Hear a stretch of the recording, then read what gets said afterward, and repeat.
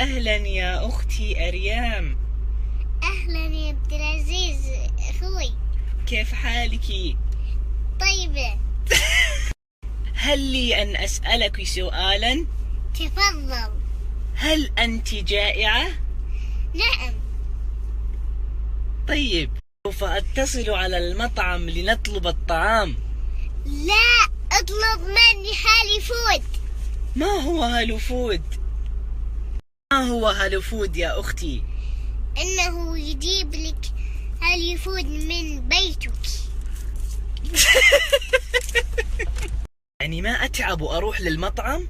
إيه. يعني هم يجيبوا لي الأكل وأنا في البيت؟ إيه.